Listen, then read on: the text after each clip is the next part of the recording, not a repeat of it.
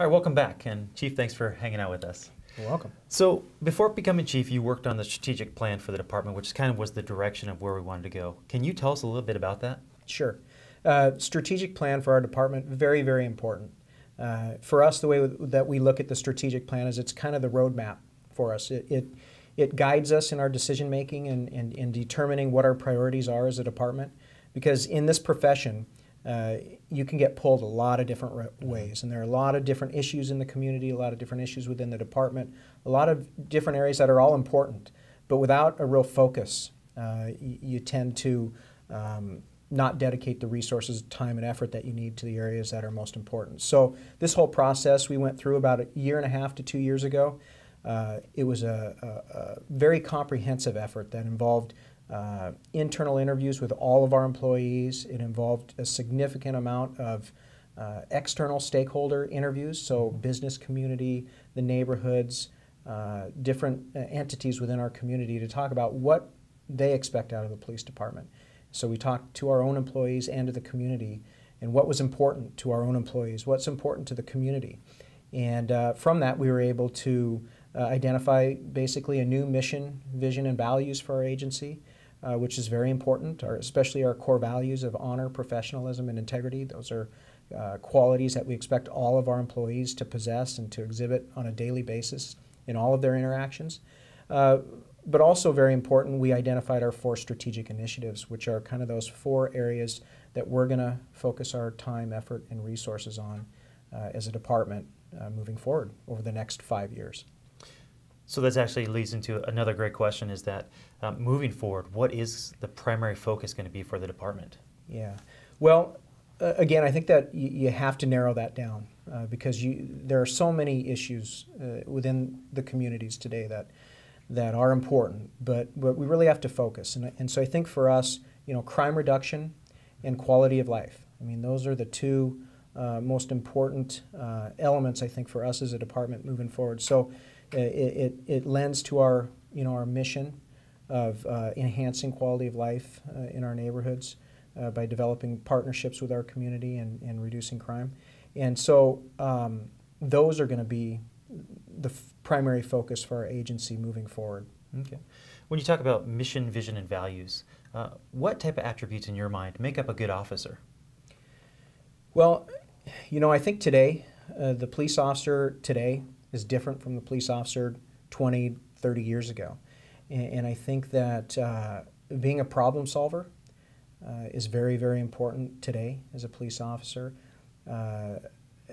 Being able and demonstrating in your past that you've exercised good judgment, common sense, ethical decision making, and people who, again, have demonstrated in their lives integrity-based decision making, I think is all very important as a police officer. I think that some of the issues that we're encountering today out on the street are unique in terms of the mental health issues and some of the drugs and the chronic alcoholism in certain populations. And so, and not necessarily having all of the resources in place to address all of these issues, as quite often police officers get called when the citizens don't know what else to do. Mm-hmm. And so police officers have to be equipped, they have to be ready, they have to be prepared to go out whatever the situation is and address that and be a problem solver. So really what you're doing is you're describing me. Exactly. There we go. I just thought, what attributes do we need? And I thought of Aaron Snell. There we go. So as we move forward, we're kind of in an interesting financial time with the city and also just with the economy in general. But we're one of the few departments that's still hiring. Can you talk a little bit about that? Sure. I'd love to talk about that.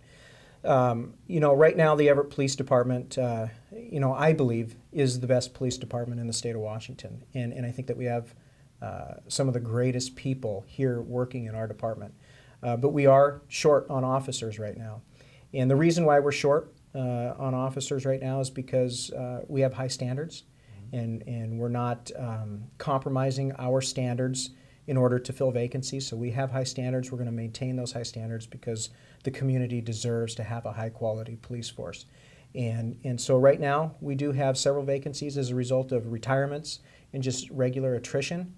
We're actively recruiting and looking for qualified officers that possess some of the attributes that we talked about earlier. And so, for anybody watching the program, if you have an interest in law enforcement and you have a history of making ethical decisions and good judgment and meet some of those qualities that we talked about, I would definitely encourage you to apply and look at the Everett Police Department. It's a great time to be looking to get into this profession right now. Okay, excellent. So we often get a lot of questions at the police department, a lot of questions about crime, those types of things. But some of the questions actually that we're getting are, what are some of the services that actually make a difference in the community? People see us running around, lights and sirens, those types of things. But really, what are we doing out there that's making a positive impact in our community? Yeah, and that's a good question. I think as a department, the Everett Police Department, we are a full-service police department. So we offer all the traditional services that all police departments offer in terms of, you call 911, you get an officer. We also have a lot of, other divisions with our investigations division. We've got specialty units like the downtown bicycle unit, our motorcycle traffic safety unit, harbor unit. So a lot of different areas. But I would say that, some of the areas where we really make a difference in the community have to do with our outreach, and specifically when it comes to youth outreach. And you, of course, are involved in pretty much every one of those programs. And so those programs include things like the Junior Police Academy that we offer every year, the Badges for Baseball program, the Casino Road Football Academy, as well as the 4th of July Open House. A lot of programs where we really target the younger population and try to make a positive connection with them. And when you talk about targeting the younger population and working with them, roughly how many people are affected by these various programs? Is it just a couple here or there, or are we talking a substantial portion of our population? Yeah. It's significant. I mean, I know this year alone for the Casino Road Football Academy, I believe it was over 500 attendees to that single event itself. And I know for 4th of July, we generally bring in over 1,000 visitors to our North Precinct to come through and take a look at our facility and interact with our police officers and learn a little bit about what we do. And so I think that outreach is significant. I think it's paying off, and the goal is that in future years it will pay dividends, in terms of the positive influence that we've had on youth. We also have the Youth Services Unit, which is comprised of primarily our school resource officers who are also involved in all those programs, but they're out there every day in the schools making a positive difference in the lives of our young kids today. So really we're developing bridges with the kids, breaking down a lot of the barriers that would traditionally be there through the different community outreach programs, right? Absolutely, okay. Absolutely. So one of the main questions that I continuously get, and I know a lot of the other departments do, is that there's a huge increase in crime in the city of Everett, and we're not doing anything. Is this really true? Is this a perception? What would you say to address that question about there's massive crime in Everett and we're having a big problem? Sure. Well, I think in general, we're seeing the same issues throughout the state and country when it comes to certain types of crimes and street-level social issues with homelessness, and not implying that homelessness has anything to do with criminal activity, but a lot of these issues we're seeing throughout the country.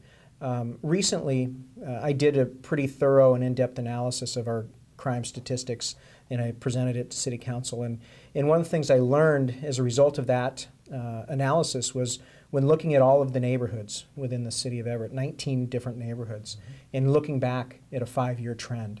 What I discovered and what our analysts discovered as a result of the review that they did was that in 16 of the 19 neighborhoods, in between 2012 and 2013, we saw a reduction in the crimes that we looked at. And we primarily were looking at the nuisance misdemeanor level crimes, so prostitution, drug use, vandalism, burglary, vehicle prowl, vehicle theft. Those are the most common crimes that affect our citizens. So we looked at those and found that out of the 1916 had seen a decrease in those crime categories. Which is a substantial amount. It is substantial. And also looking, and some of them were as significant as 50%, over 50%. The three that saw an increase, the most significant increase was about 8% in one neighborhood. In addition, in looking at our uniform crime report, which is the main felony level crimes that we report to the FBI on an annual basis, what we discovered was that in 2013 our violent crime rate was the lowest it's been since 1993. Wow. And that even within the property crimes, we were the third lowest that we had seen since 2003. So, but crime rates fluctuate, so they go up and down. And what's important for me to point out is that you can get one or two prolific criminals that move into a neighborhood and wreak havoc for a month or two until we catch up to them and incarcerate them or move them on, and they could commit a lot of crimes. And so we always look at that and find out, is this, is it a crime spree that is impacting our rates? And so we always look at those types of things. But I would say that, crime is not rampant in Everett. It's not out of control.